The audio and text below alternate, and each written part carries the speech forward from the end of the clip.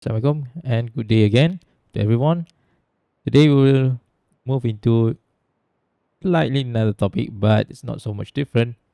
We will be talking about equilibrium and also resultant for statics in particle, even this time around in 3D. Okay, so this is where we are in week 3. However, week 3 and week 4, the boundary is quite blurred actually. Okay, so I will just go straight away with both of them. So this is what we want to learn today. Okay, so we'll be talking about statics in particle yet again. However, in this time around in 3D form. Okay, so the previous assumption or the previous resultant of forces and also equilibrium condition will still be applied. Okay, again, if F1, F2, F3, some of them, which give us our resultant is not zero, so we have our resultant problem. Okay, resultant of forces. If the sum of them, which give us our resultant, equals to 0, then we have our equilibrium problem. And that means the system will be in static condition. Alright? Okay. So to extend what we have learned so far to 3D, we have to express our forces in 3D form. That's it. Okay. Previously, we know that our forces or our force can be decomposed along our typical axis, let's say x and y axis. So we can write our F equals to Fx plus Fy. Or if I want to be more precise, I can also write this in the form of F equals to its magnitude times the unit vector along x, I, plus the unit vector along y, j. Okay. If I want to be more precise, it will be something like this. Okay. Vector F is equal to its magnitude times the magnitude of unit vector along x. Okay. Lambda x, I, plus lambda y, j. Okay. What is I and j? I is basically a unit vector along x-axis. J is unit vector along y-axis. Okay. So if we want to extend our problem into 3D form, that means our f here will have another component along z-axis. That's it. Or this guy here will have, instead of just 2, you'll have f lambda x I plus lambda y j plus lambda z k, whereby this term here will represent our fz here, okay, or the z component of the force. All right. So if we have a force in 3D form like this, okay, so we have this force F here, okay, we can decompose this F along its perpendicular axis, X, Y, and Z axis, okay. How to determine X, Y, and Z axis? Basically, if you are given, say, this X axis, Y axis, like this, okay, Z axis must be out from this plane. Or if I want to draw it in a 3D form, if X, Y, Z axis must be out this plane. Okay. Why is that? The unit vector along X is I. Unit vector along Y is J. Unit vector along Z is K. And this is from mathematics. We know that I, or vector I cross vector J, will give you vector K. Okay, that's how we know the orientation of this guy. So you have I cross J will give you K. Okay. Don't worry, this is not statics yet. Okay.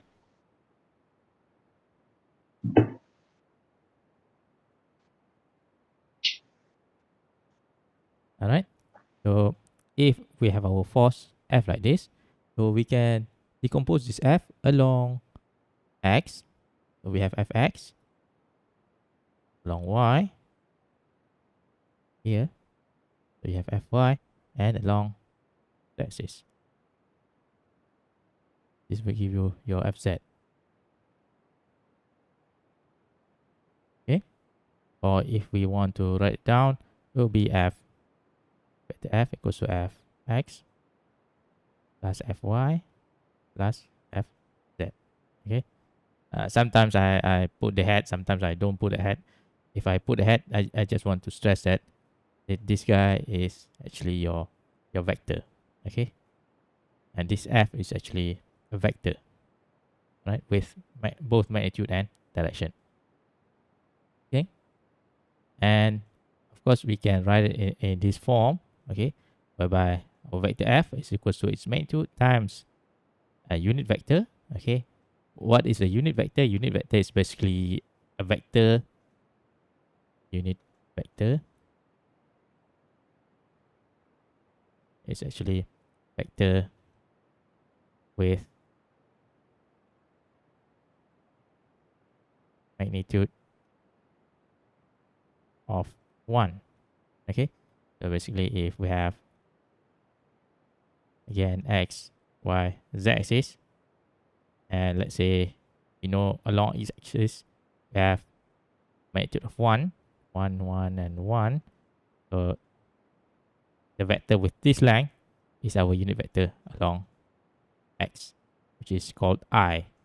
Along y axis we have j. Along z axis we have what we call as k. Okay. We will decompose our f along x, y, and z axis, so we can rewrite our f in terms of I, j, k. So when we want to use or when we want to solve our resultant equilibrium problem in 3D form, we cannot run away from decomposing our force in terms of ijk. Okay, because it's this most of the time the simplest representation of the problem. Okay, and we can write our force like this, or we can expand it further. So we have F times lambda x I plus F lambda yj plus F lambda zk. And we know that this magnitude of unit vector along I, okay, lambda x is equals to cos theta x equals to fx plus f. Okay, where does this cos theta x comes from? Theta x, theta y, and theta z is basically the angle. Okay, if I'm referring to theta x is the angle from x-axis. Okay, it must start from x-axis towards the line of force. Okay, remember that it must be starting from x-axis towards the line of force. As for theta y, it must be starting from y-axis towards the line of force. Okay, does not need to be in the xy plane. Okay, what it needs to start from y-axis, goes towards the line of force. Same goes for theta z, start from the z-axis towards the line of force. Okay, so all this theta is actually not on xy plane or yz plane or xz plane. Okay, they are in different planes. Okay, the main point is theta x start from x-axis towards the line of force, theta y from y-axis towards the line of force, theta z is from z-axis towards the line of force. Okay, and we can find the cosine of this angle. Okay, I think the easiest to visualize will be our theta y here. Okay, so we know that cos theta y is equals to fy over f. Okay, so where is our fy? I can draw my fy here, or instead of drawing it there, I can also draw the same fy somewhere here. Okay, it will give us the same fy. Okay, just in different location. Okay, because fy is force that is parallel to y-axis. Okay, or component of f that is parallel to y-axis. So both are acceptable. Okay, so now what I'm going to do, I'm going to draw dotted lines here. Okay, so this is your theta y, right? Okay, so theta y is basically within this plane. Okay, this plane. All right, this angled plane. Okay, so that means we can get theta y, okay, from the angles or from the length within this plane. Okay, so if we want to find cos theta y is equals to Fy over F. Okay, where is our Fy? This is our Fy, or this is our Fy. Okay, Fy over F. F is what? F is the magnitude of our force. Okay, so this guy has a length of Fy, and this guy has a length of F. So cos theta y, okay, here the angle was supposed to be 90 degrees. Okay, if I want to draw the whole thing, see from this side, what I'm going to see, I'm going to see something like this. This is your F, this is your Fy, and this is your theta y. Okay, this is your y-axis, right? This is your line of force, okay, coming from this towards this point. Okay, this is your F. Okay, this is your Fy up to this point. Okay, so cos theta y is equals to Fy over F. Okay, that's how we got these identities. Okay, and of course we can apply the same thing to theta x and also theta z. So we have cos theta x equals to Fx over F, and cos theta z equals to Fz over F. And we do know this will in turn equals to our lambda x, or the magnitude of our unit vector. Okay, clear, right? And since this is cos theta x, cos theta y, cos theta z term, we know that in order for this equation to be true, okay, we know f has a this vector f has a magnitude of f. Okay, so the magnitude of this portion of the vector equation should be equals to 1. Okay, magnitude should be equals to 1. All right, if I make a bracket here and remove this f out from this bracket, okay, so f times this magnitude of this part here should be equals to 1. All right, so that we can have the magnitude of this force F equals to F. Okay, so that means lambda x I, lambda y j, and lambda z k will have a magnitude of 1. And to get a magnitude of any vector in 3D form, okay, in 2D form, say we have previously we have learned that R can be decomposed into Rx plus Ry, right? And to find the magnitude of R, we simply take Rx squared plus Ry squared, square root of that. Okay. Same goes if our R has z-axis component. So if R happens to be equals to Rx plus Ry plus Rz, so that means our magnitude of R is equals to Rx squared plus Ry squared plus Rz squared, square root of that. So applying the same principle here we have lambda xi plus lambda yj plus lambda zk. Okay, so magnitude of this in terms of equation, it should be something like this. Okay, equals to lambda xi squared plus lambda y squared plus lambda z squared. Okay, square root of that will give us our magnitude, and basically the magnitude is actually 1 there. Okay, of course you can write 1 squared, but it doesn't matter. So most of the time people just leave it as 1. Okay, because it's still the same thing. And of course we can replace lambda with cos, so we'll have our trigo identity here, cos squared theta x plus cos squared theta y plus cos squared theta z equals to 1. All right, and of course, just like what I've mentioned just now, to get the magnitude of this force F, we can use the magnitude of Fx, Fy, and Fz squared, sum of them, square root will give you F. Okay, so basically it's just extension of what we have learned in 2D form. Okay, we are just stating everything in terms of ijk. All right, instead of using angle, sometimes we were given the coordinate of this force. Okay, sometimes we were given that this force is starting from 0, 0, 0. Okay, so x, y, z to this position. Okay, in this case, the position will be dx, dy, dz. Okay, so we were given the length of f in terms of its coordinate of a starting point and end point. Okay, so we can get our angle or cos of angles. Okay, let's say cos theta x equals to dx over d. What is d? D is our length of vector f. Okay, so basically d is equals to dx squared plus dy squared plus dz squared. Square root of that will give us our d. Okay, so our f times lambda x now can be replaced as f times dx over d to get our fx. Okay, this portion here is our fx actually. This portion here is our fy.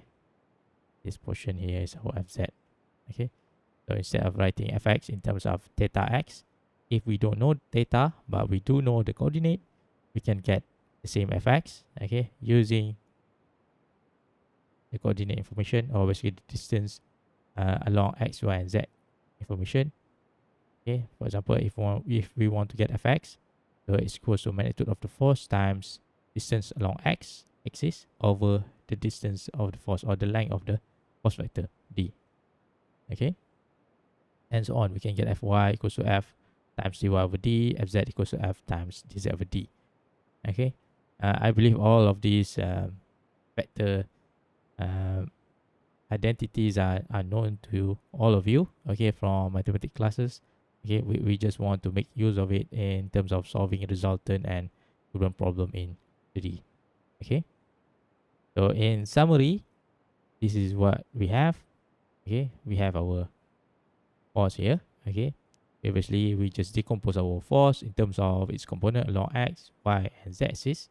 Okay, and in previous lectures, I normally wrote f as just equals to fx plus fy plus fz. Okay, but to be more exact, I can also wrote this as the magnitude of force along x times unit vector along x plus magnitude of force along y times unit vector along y plus unit force component of force along z times unit vector along z. Okay, so it will still give us the same thing, but in different form. In this case, in the form of ijk. Okay, so that's what we are seeing here. So we can also decompose this in this form, whereby we have vector f also its magnitude times unit vector along ijk. So basically, this actually reminds us what f is. F is a vector, right? Vector, and we know our force is a vector quantities, meaning it has both magnitude and direction. So this decomposition shows us that f has a magnitude. Okay, this guy is the magnitude, while this portion here give us our direction of the f vector. Okay, so we have magnitude portion and direction portion. Okay, and of course this direction portion will have a magnitude of 1, so that our force will maintain its magnitude with f. Okay, and we can expand this portion here to get the bottom part, or the next equation here. Okay, this theta x is equals to this guy, cos theta x, right? And of course, instead of using angle from the axis towards the line of force, we can also use the distance of the force coordinate along x over the length of the force vector d. Okay, for example, so these are equal actually. Okay, or if I want to extend further, fx is equals to f times lambda x equals to f times cos theta x equals to f times dx over d.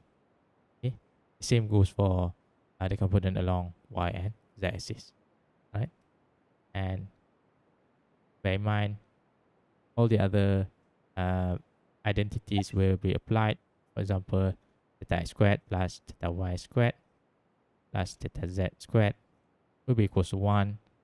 We also know cos squared theta x plus cos squared theta y plus cos squared theta z. This is also equals to 1. We also know that d equals to dx squared plus dy squared plus dz squared. Well, okay, clear? Of course, I can also write theta x equals to dx over d, or lambda x equals to cos theta x equals to dx over d. Okay, so these are all embedded within this equation. Okay, clear?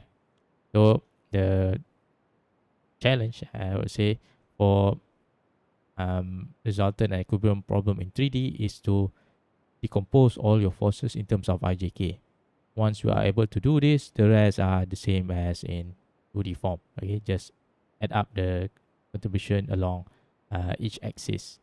Okay, so for example, if we have a contribution along x, so look at uh, the component or the portion in front of I, and so on. All right. Another way to decompose our force will be to resolve it along vertical and horizontal component. Okay, it doesn't matter if you don't remember this. There are names for all these methods that I have been discussing with you just now, but I don't like to stress on the names.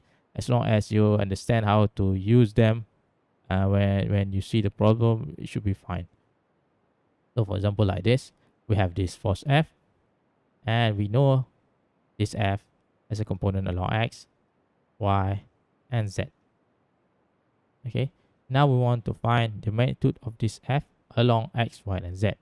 Let's say the magnitude of this force, or the length of this force, is F. Okay, so the magnitude is F. Okay, this is our force vector, just to differentiate. Okay, so the magnitude is F. Okay, to find the component of this F along X, Y, and Z, we can make use of the information given in this diagram. So one of the information given is the angle from y-axis. Okay, so this is the angle from y-axis, which is theta y. So it starts from y-axis towards the line of force, theta y.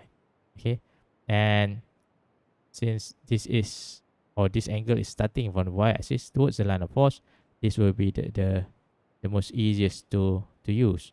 So we can simply write Fy, the component of force along y-axis, equals to F cos theta y. Okay, straight away. Alright, so Fy is known, or the magnitude of force along y-axis is known. How about along x-axis?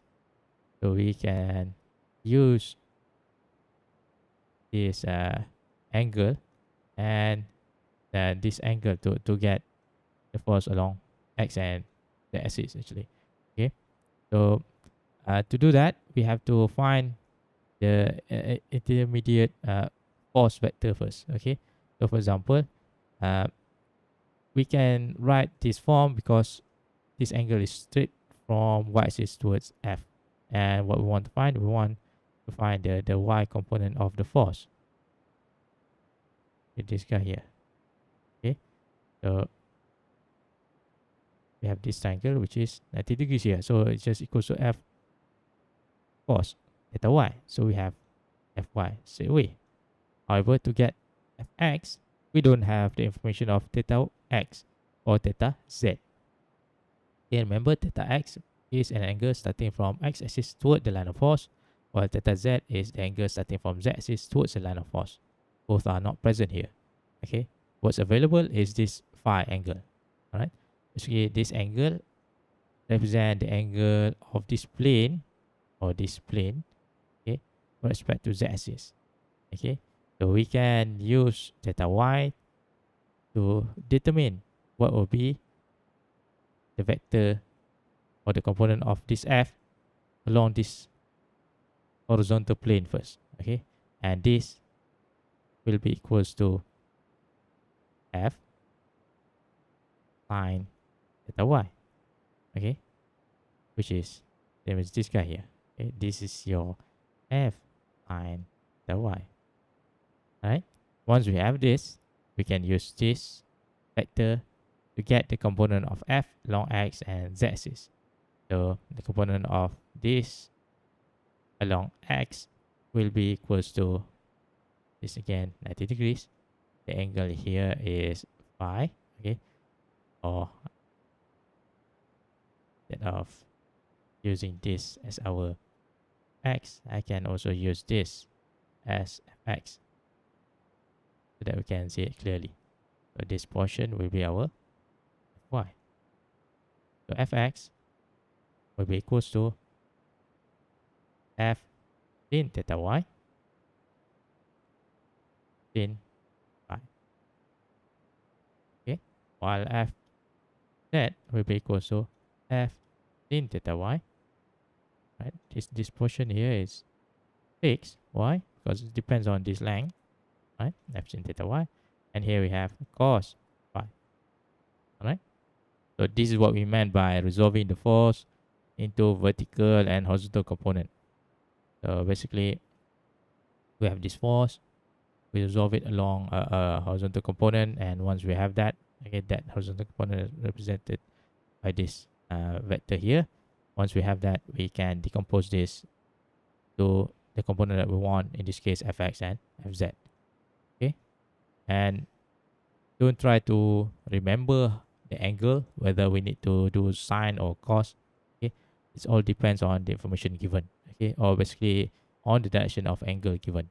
Okay, what you need to understand is you can decompose the force along its x, y, and z axis. Okay, and to do that, you have to ensure that you have a square triangle.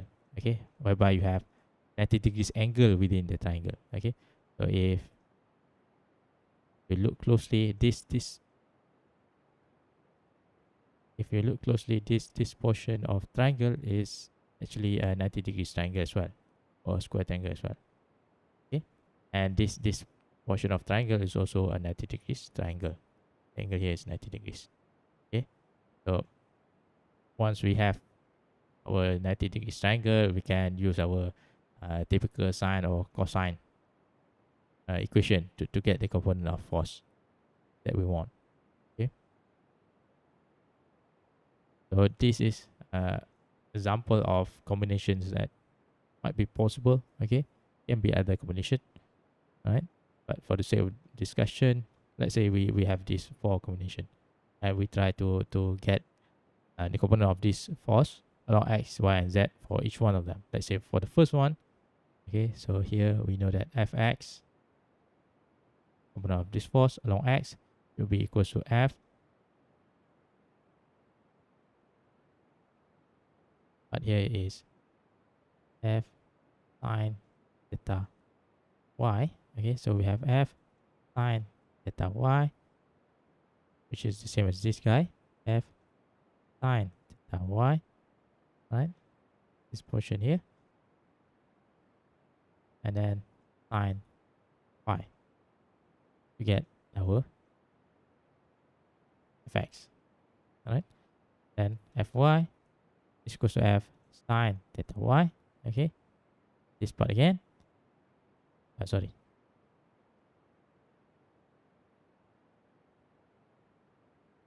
Theta y is equals to f cos theta y straight away, while fz is equals to f sine theta y cos phi.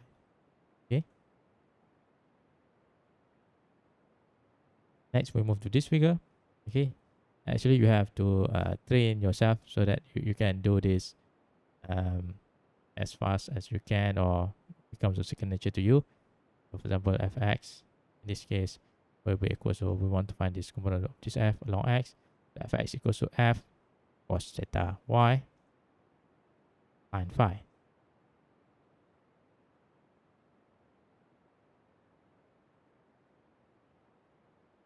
Fy will be equals to F sine theta Y.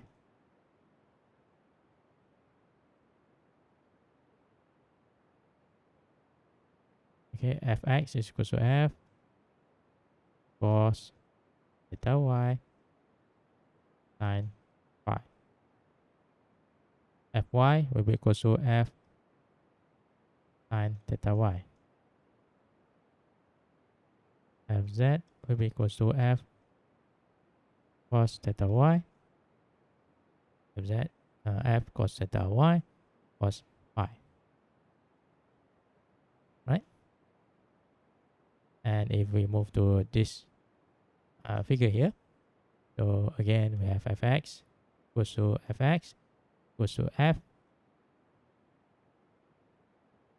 sine theta Y. F sine theta Y will give us this, and then we have cos phi. Fy will be equals to Fy F cos theta Y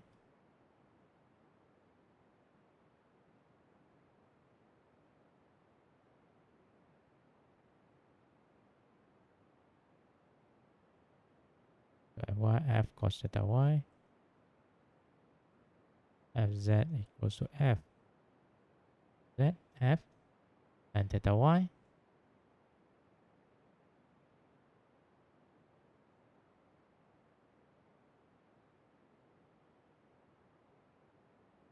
X cos and sine phi. Okay, and we can do the same thing here. Okay, so we have Fx will be equals to Fx F cos theta Y cos theta Y, and cos phi. Fy will be equals to F sine theta Y, while Fz is equals to Zf cos theta Y cos phi.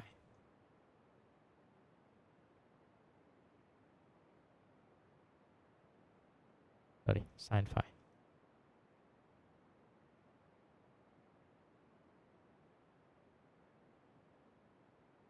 All right, clear? Anyone has any problems with this?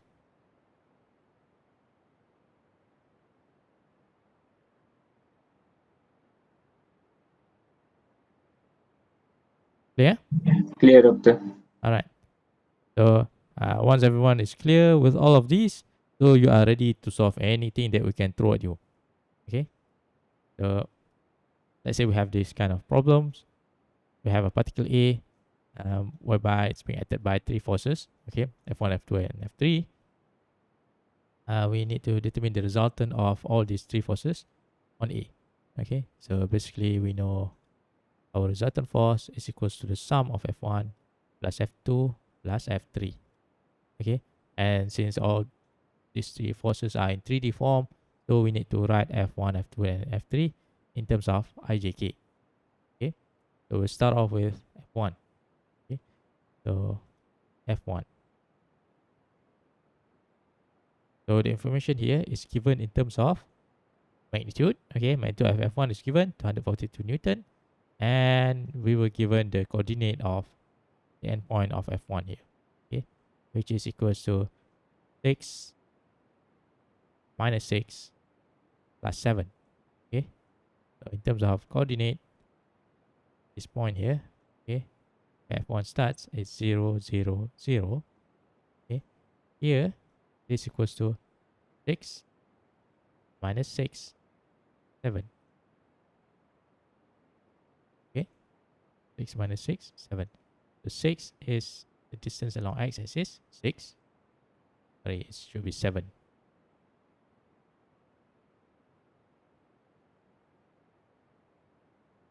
Okay, along x-axis is 7. Along y-axis is minus 6, it goes down. And along z-axis is 6. Right? So 7 minus 6, 6. That's the coordinate of F1.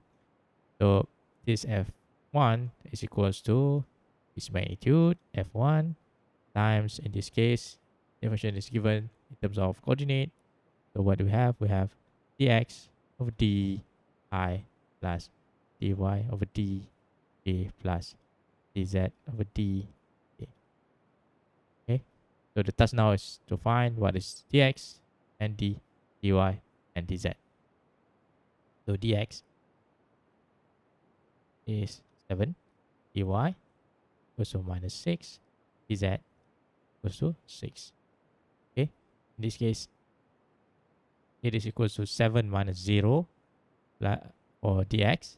For dy is minus 6 minus 0.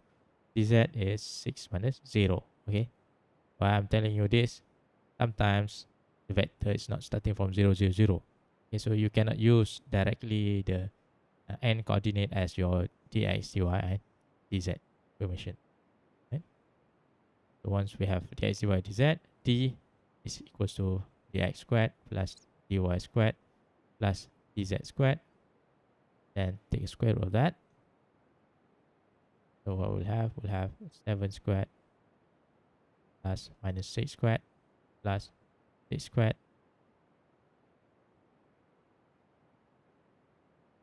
Square root of this.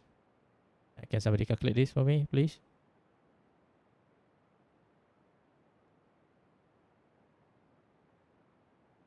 11. 11. Okay, d is 11. So here we know f1 is equals to dx over d. dx is 7, d is 11 plus dy minus 6 over d again, 11j plus dz over d, 6 over 11k. Okay, so we have written f1 in terms of its component along x, y, and z, or along ijk. Okay, once we have done that, we move to the second force. In this case, f2. Okay, so we look at f2. So f2 now, the information is given in terms of the angles from y-axis. Okay, so we have theta y for f2. And then that's it. We have this angle here. Okay, so and this time around, we have to use this theta y and this 30 degrees angle to get f2.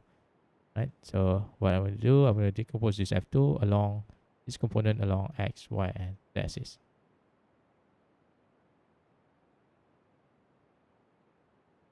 Okay, so the magnitude along x should be equals to 2 f2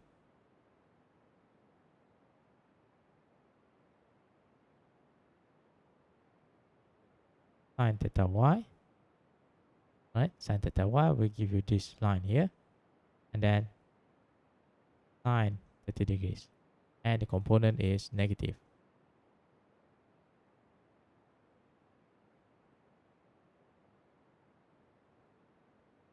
Right, f2 along y, 2 along y is just equals to f2 cos theta y, while f2 along z,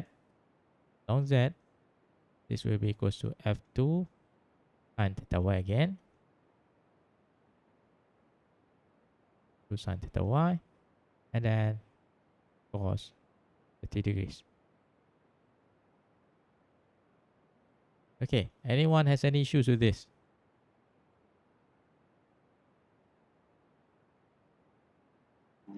Why the f2x you add sine 30 there? Sine 30 degrees. Okay, so Yes. basically this f2 has an angle of theta y. Okay, what we want to find is the component of this f2 along x, or basically if we fall this f2 down, okay, along this line, you have f2 sine theta y, right?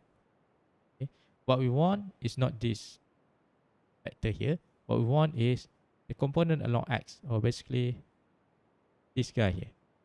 Okay, this is our fx. So fx will be equals to f2 sine theta y, and then sine 30 degrees. Okay, here the angle is 30 degrees.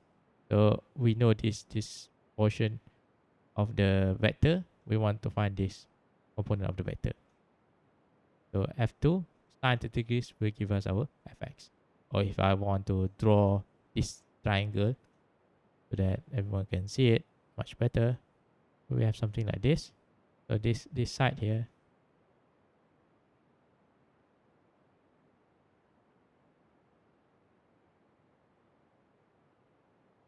our f2 sine the y, okay, and then this is our fx that we are interested in. The angle here is 90 degrees.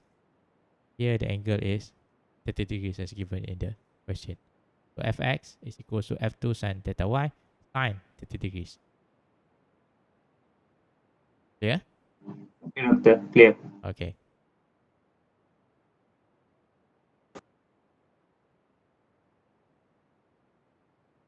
Okay, well, once we have f2x, f2y, f2z, we can simply write f2 in terms of its component along ijk. So f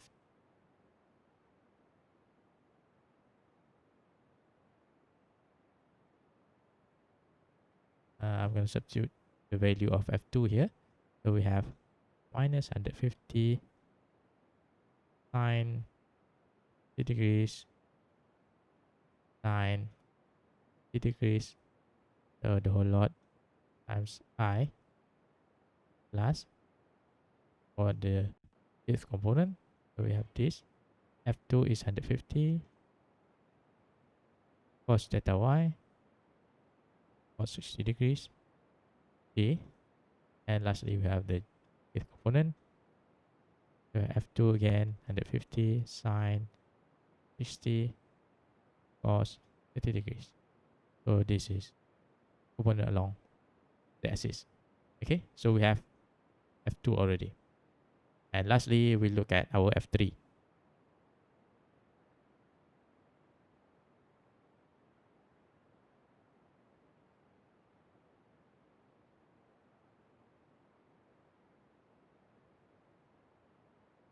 So f3, the information for f3 is given here. We were given that this f3 is within this plane here, or within this shaded plane here. And angle from x-axis is 30 degrees. So that means the angle from the y-axis is simply equal to 30 degrees. And this f3 will have no component along the axis. Okay, so f3 equals to f3x plus f3y plus f3z.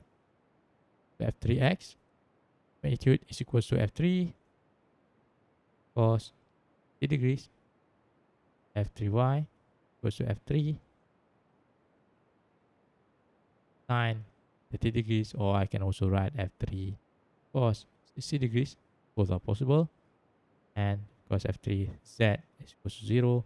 So that means my f3 in terms of ijk will be equals to the magnitude of f3 is 100 newtons. So we have 100 cos 30 degrees I plus 100 cos 60 degrees j plus 0 j. Okay. Once we have all our f1, f2, and f3 in terms of ijk, so we can determine our r in terms of ijk as well. So we know this r equals to rx plus ry plus rz, or this equals to the magnitude along x times I plus magnitude along y times j plus magnitude of along z times k.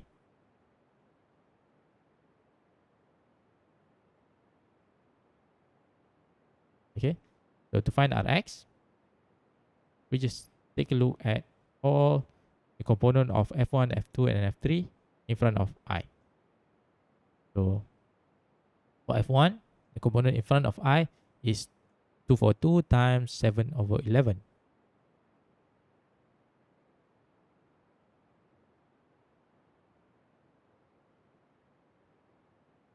Okay, plus a component of F2 in front of I is this guy here, minus 150, sine 60, sine 30.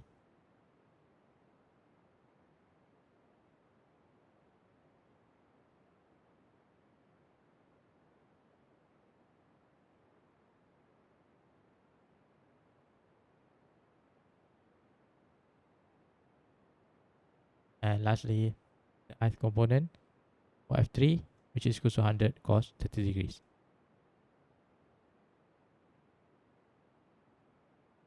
Alright, so add this up, you'll have your Rx in Newton. Okay, and of course, we can do the same thing for Ry. Well, so Ry will be equal to the component along Y for the F1, which is equal to 242 times minus 6 over 11.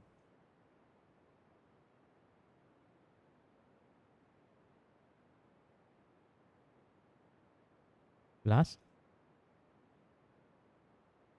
the component of F2Y, in this case 150 cos 60 degrees,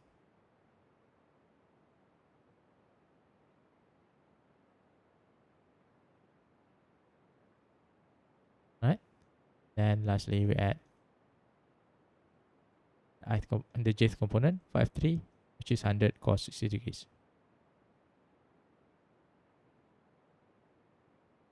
Calculate this, you'll have your Ry in terms of Newton. Okay, and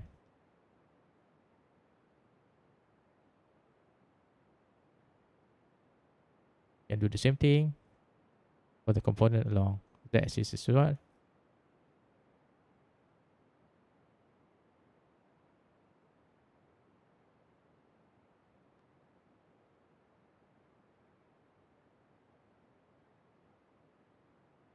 So F1 that will be equals to 242 times 6 over 11.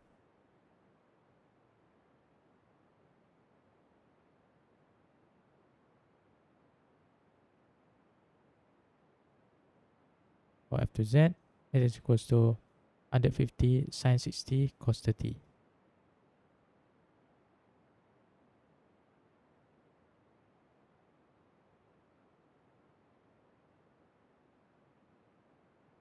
Plus the component of F3 along Z, which is 0.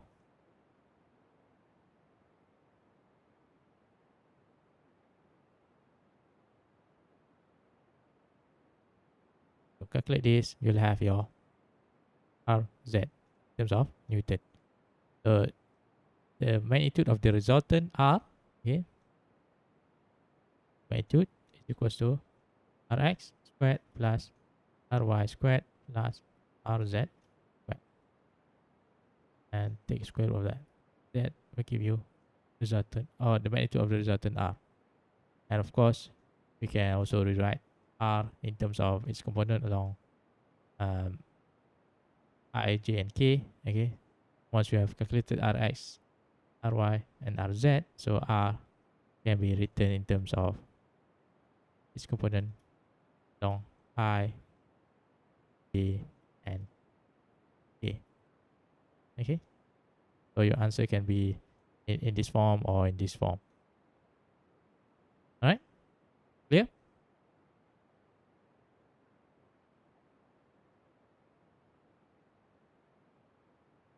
Clear? Clear. Okay.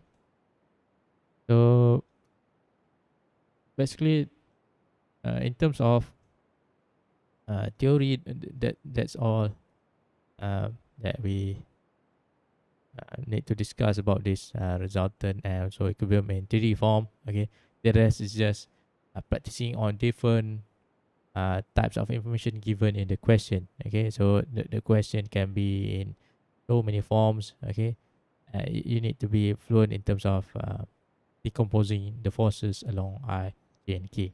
Okay, so let's say we try this question again, okay, just to emphasize what we have talked about so far.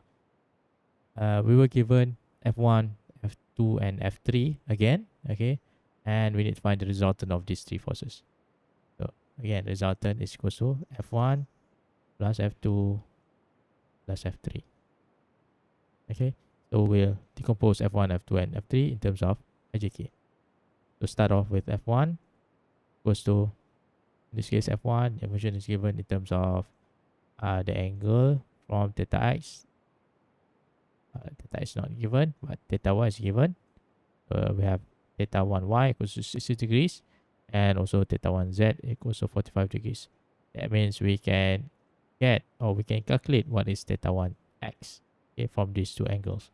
Okay, so that means here I'm gonna use this form instead, which is equals to f1 times cos theta x I plus cos theta y j plus cos theta z j. Okay, why I use this form? Because the information is given using this form.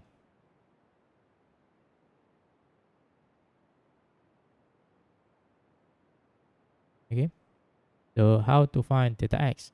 We know that cos squared theta x plus cos squared theta y plus cos squared theta z equals to 1. So theta x not known yet. We want to find out, but theta y is given, which is 60 degrees. And theta z is 45 degrees. So rearrange this guy, we will have the x. Okay, so calculate this value, take a square root of that value, and then take cos minus 1 of that sum. We will get our theta x. Can somebody calculate this for me, please? What's the value of theta x? 60, sir. So theta x is 60 degrees. So here, 60 degrees. Alright. So F1 is equals to its magnitude. F1 given here 250 times cos of theta x 60 degrees. I plus cos of theta y, again 60 degrees. J plus cos of theta z 45 degrees. K. So we have determined F1 in terms of IJK. Next, we move to F2. So F2, the information is given in terms of theta to y, 60 degrees, and in terms of this 30 degrees angle here, okay, which is the angle of this plane from the YZ plane, okay. So in that sense, I'm going to write F2 in this form. So I'm going to find F2x first, okay, the magnitude of component of F2 along x. So this will be equals to F2 sine 60 degrees sine 60 degrees.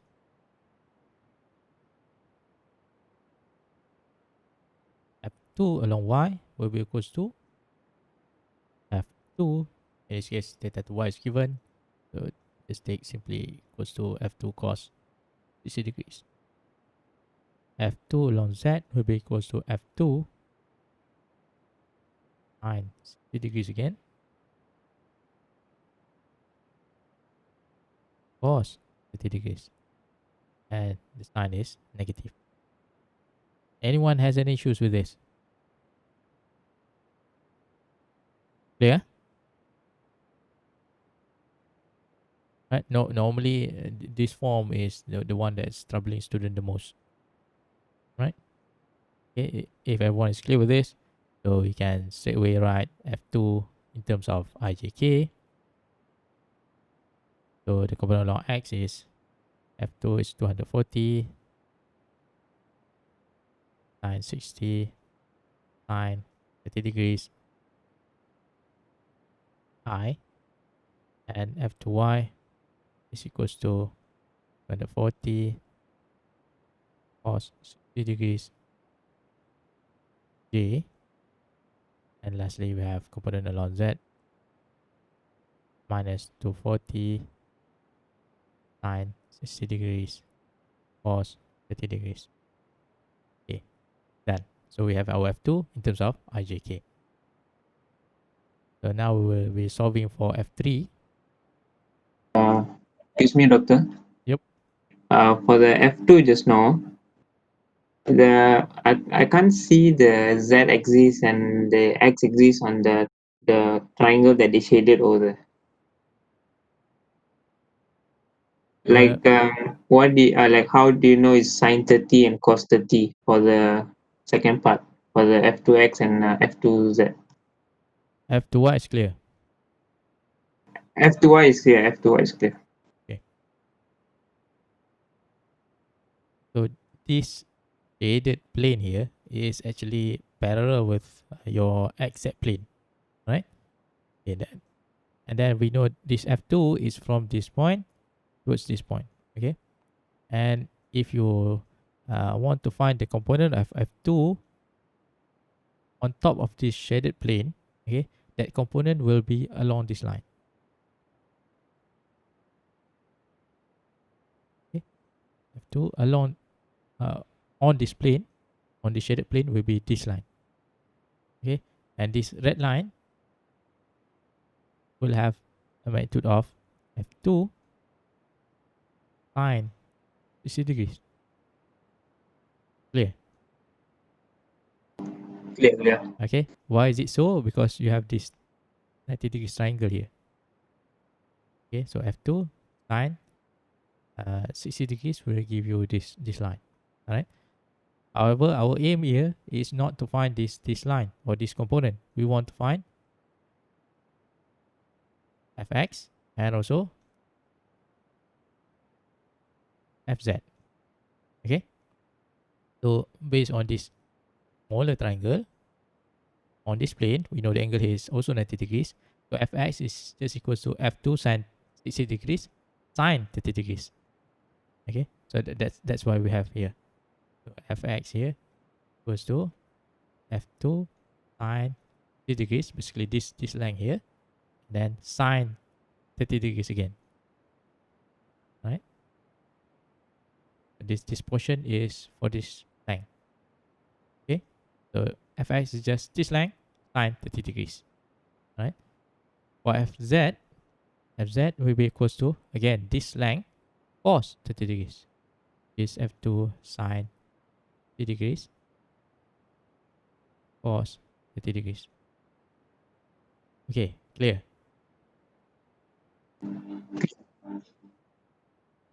Right? Yeah. Okay. Next, we move to F3. Okay. So F3, the information is given in terms of coordinate. Okay. So we have this coordinate or length. Okay, it's the same thing. So we have the length along z-axis, which is 0.5, or dz equals to minus 0.5. Length along x-axis is 1.2, or dx equals to 1.2. In terms of distance along y-axis, it's not given. Most probably F3 here is on this plane here, or on the exact plane. Okay, so F3, I'm going to write it in terms of dx, dy, dz, and d. Okay, so dx F3 is equals to 1.2, dy is equals to 0, dz is equals to 0.5. Right, so dz 0.5, dx 1.2. Okay. Right, the sign will depends on the direction of x, y, and z axis. Okay. So d is equals to dx squared plus dy squared plus dz squared. Square of that. So here we have 1.2 squared plus 0.5 squared. Square root. Somebody calculate the d for me, please. 1.3, doctor. 1.3. Okay. So F3 can be written as its magnitude 260 times dx 1.2 over d 1.3 I For dy, it's 0. Okay, so 0.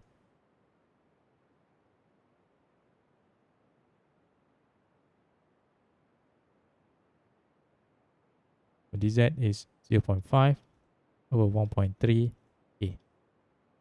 Okay, so we have obtained F1, F2, and F3 in terms of its component along ijk. Okay, well, once we have that, we can substitute everything back into our resultant equation.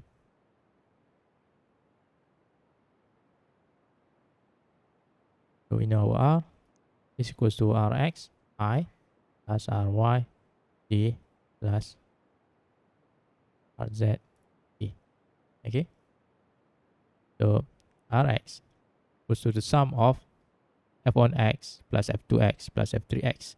So F1x is the component in front of I here, 250 cos 60 degrees. And then for the y component, for the F2x, 2x is equals to 240 sine 60 sine 30. All right, and lastly, we have the F3x component. So F3x component is 260 times 1.2 over 1.3. Right? Calculate this, you have your Rx in terms of Newton.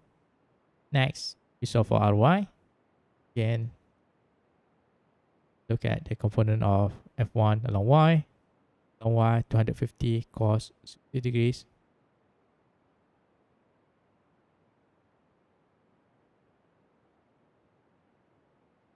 Component of F2 along y.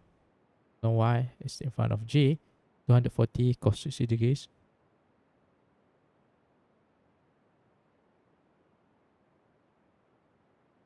And lastly, we have component of F3 along y is equals to 0.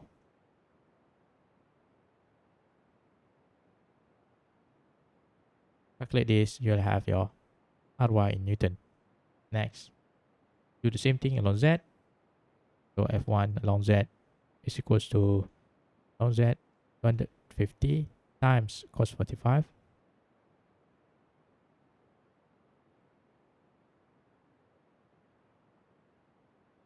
For F2 along z is minus 240 sine 60 cos 30. Alright, correct, sine 60 cos 30. Okay, and lastly, component F3 along z is 260, 2.5, 1.3. Calculate this, you have your Rz in Newton. So get the resultant in terms of ijk. Once you have calculated this, as we state R equals to Rx I Ry J Rz. Okay, so that's it. That will be your final answer.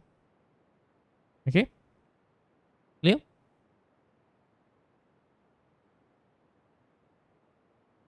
Clear? All right. Yes, sir. Yeah. Okay. Actually, you are able to solve any problem involving 3D forces for particle. Okay, the same principle will apply for equilibrium problem as well.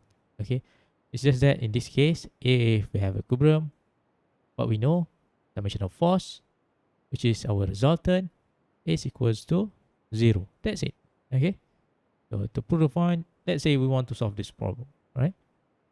So we were given a mass m equals to 20 kilogram attached to point O.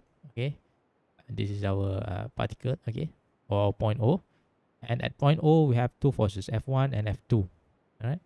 F1 is within this plane at an angle of 30 degrees respect to x-axis, while F2 is within this plane, okay, at an angle of 60 degrees respect to z-axis. Okay, fine. We need to find the tension in cable OA, and the force and forces F1 and F2, such that the system will maintain its equilibrium, or basically in static condition or not moving. Okay, so it means that at any point the summation of force or its resultant will be equal to 0. Okay, so in this case we're looking at point O. Okay, so the first step is to draw our free body diagram, okay, of point O.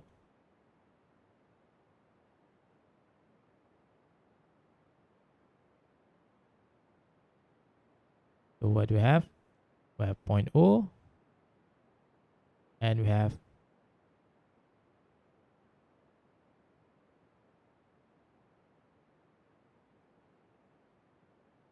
X, Y, and Z axis. Okay,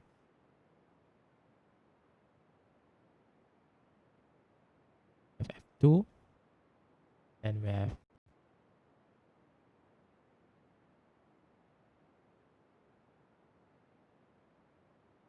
F1, and the angle here is within the plane is equal to 30 degrees. The angle here again within the plane is equal to 60 degrees, and we have tension cable OA. Remember, for cable we can only pull a cable, so that means the force within the cable must be out from a point. So we remove this cable here, remove this cable. So we need to replace the effect of this cable to point A. So the effect is given by this tension TOA, and it is out from point O. We can only pull using a cable. Okay, same goes here. We have this cable here, and it is being pulled by this mass downward.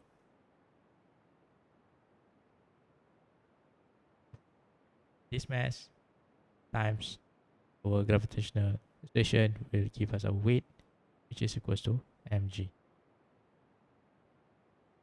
Okay, or equals to 20 times 9.1, and it is always pointing downward or along negative y axis.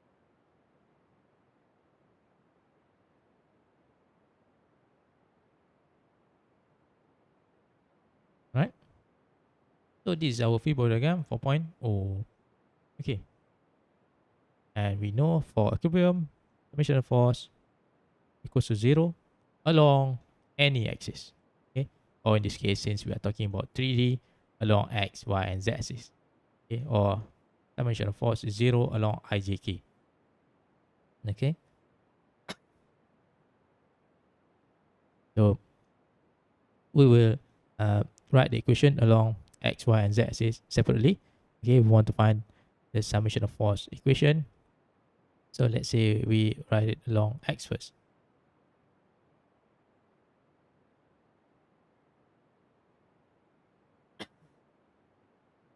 So along x axis, what we'll have?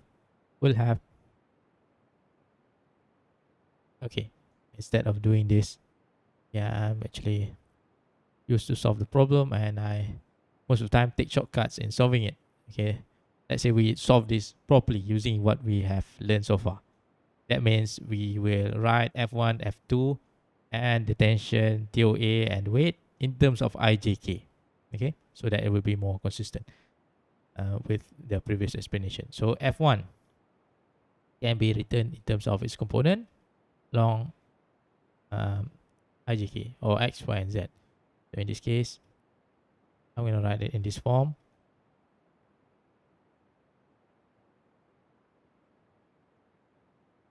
This is equals to F1 cos 30 degrees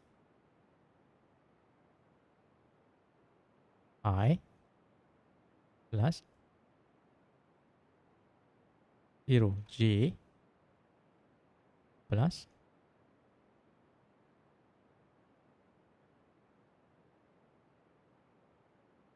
K. Okay, this is F1 in terms of IJK. Right. Next, I will look at F2. Again, I'm going to use the same form.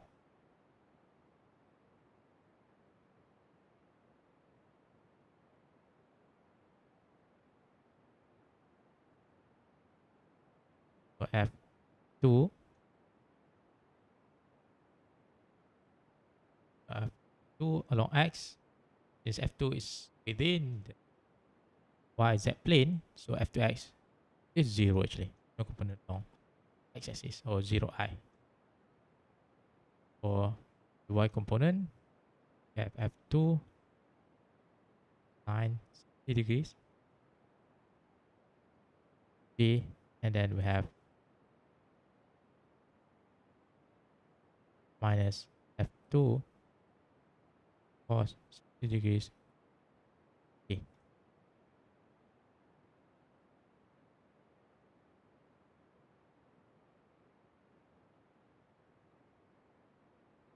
Right?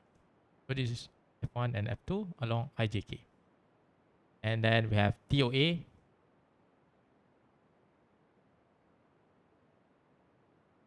TOA in terms of ijk. We know that TOA is along x-axis only. Okay, there's no component along y, no component along z-axis. Okay, so that means TOA is equal to minus its magnitude along y-axis or along x-axis. Okay, so there will be no component along j and also no component along k. Right? As for the weight, okay, and all of these are vector, okay, including the weight, right? So vector of the weight in terms of ijk will be equals to, since we know the weight is along y-axis, okay, so the weight will be equals to 0i minus 29.1 j plus 0 k. Okay, is the weight. So we have determined f1, f2, TOA, and weight in terms of ijk. Right? So what's left is just to substitute everything in terms of into our equilibrium equation. Okay, so we have all these four equations. So we'll do summation of force along x, y, and z axis. Okay, or along I, j, and k axis. So I'll start off with the x axis.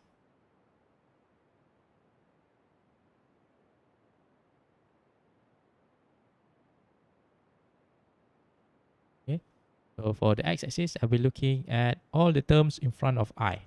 So what I will have here, I will have minus T to A plus F1 cos 30 degrees equals to 0. Okay, so this will give us our first equation that we cannot solve because we have one equation, two unknown, UA and F1. Okay, fine. Okay, now we'll be looking at summation of force along y-axis.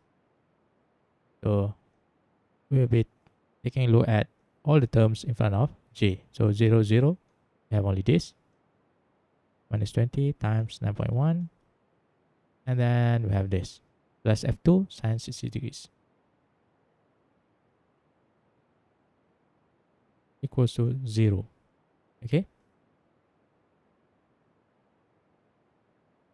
So that means we have one equation, one unknown. So straight away we can find F2 equals to 20 times 9.1 over sine 60 degrees.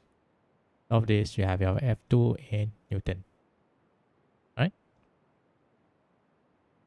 So now we'll be looking at the summation of force along the z-axis. So take a look at all the terms in front of k. So 0, here we have F1 sine 30 degrees. Then 0, and then we have minus F2 cos 60 degrees. Everything should be equal to 0. Okay. So we have calculated for F2 previously. Okay. We have known F2. So here we can simply get our F1 equals to F2 cos 30 degrees over sine 30 degrees. Substitute for F2, we can get our F1 in terms of Newton. Once we have our F1 and F2, we can go back here to get our TOA. So substitute For F1, we have TOA equals to F1 cos 30 degrees. That's it. Okay. Like this, you have your value of TOA in Newton. Okay. Clear. Doctor, is it possible for F1 and F2 for the same force?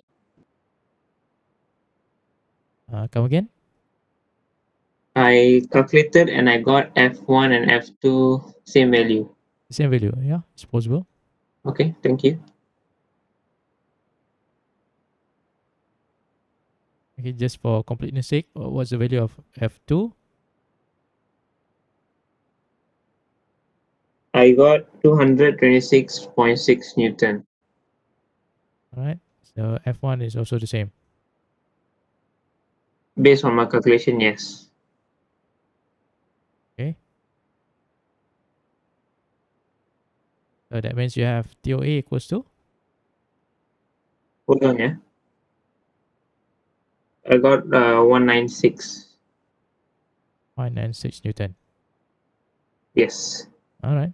I'm going to share with you one of the much simpler approach in solving or in approaching this kind of problem. Okay. So this is how I look at things. Okay. The method that I've been sharing with you, starting from this up to here, okay, whereby we decompose all the forces along I, J, K, and so on. It's the right approach. Okay. But sometimes it's long. Okay.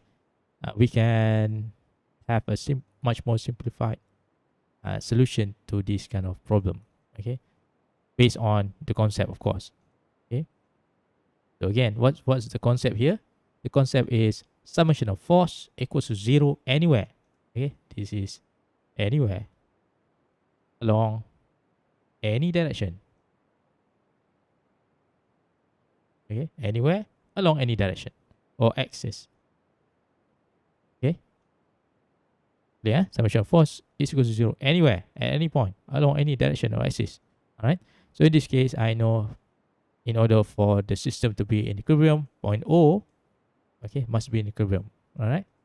So that means summation of force along x, y, and z axis must be in equilibrium. So in that sense, if I look along x axis, what I'm going to see? If I look along x axis, I'm going to see that this F1 has a component along x.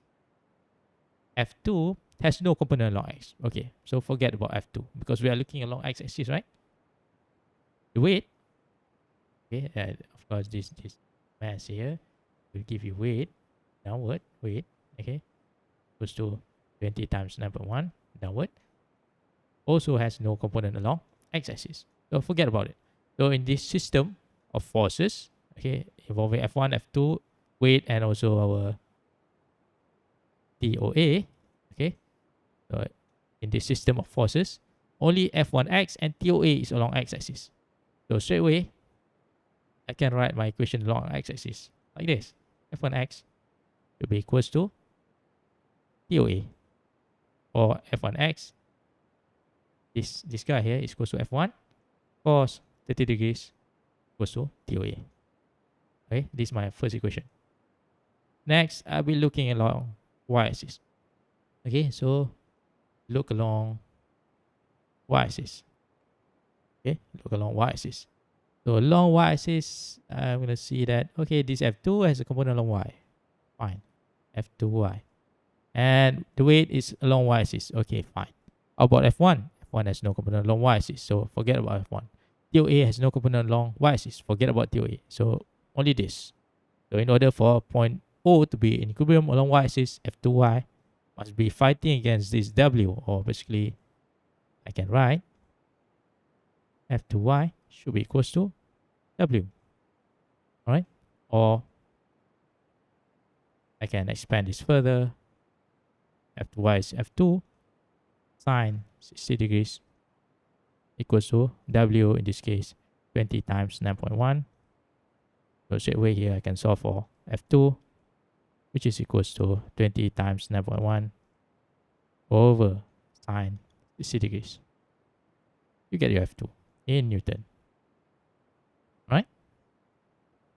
And lastly, I'm going to look along z-axis. Okay, along z-axis. So z-axis, where's z-axis? Z-axis, this axis. So along z-axis, I will see that, okay, F2 has a component along z-axis. So we have F2z. Okay, and F1 happens to have a component along z-axis as well. So we have F1z. TOA has no component along z-axis. Forget about it. Weight has no component along z-axis. Forget about it. So we have F1z and F2z. So both must be fighting each other to ensure that O must be in equilibrium or must not move along z-axis. So I can write my equation to be something like this. F1z will be equals to F2z. Right? So F1z is simply F1 and 30 degrees. F2z is simply F2 cos 60 degrees. Alright? And since we have known F2, we can find F1. F1 is simply equals to F2 cos 60 degrees over sine 30 degrees. So we have our F2 in Newton. Alright? And of course, once we have F1, substitute back here. So that means our TOA is just equals to F1 that we have calculated before, cos 30 degrees. Calculate this value, you have TOA in Newton. Okay, this is my way of seeing things. All right. Okay, it's still based on the same principle. Okay, and we'll still get the same answer. All right. Again, this is all mathematics. All right. You can solve it using IJK, or you can look it in this way of looking at things. In the end, you still have the same answer. All right. And it's still based on the same static principle, which is function of force equals to 0 for equivalent problem anywhere along any directions or axis.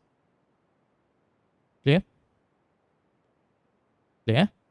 Yeah. All right. Alright. So Okay. it's up to you which method you want to use. Okay. Sometimes for this particular question, this is the fastest. All right. However, if you are given this kind of question, probably using IJK might be simpler. All right, because it's quite difficult to visualize it in that form of along x, y, and z axis. Okay, so it depends. All right. So for me, for this problem, I will not do IJK. I'll just look at the problem like this. Right, but in the end, you'll be ending up with the same answer anyway. All right. Okay. So now you are ready to solve any particle problem in 3D, okay, involving resultant and equilibrium.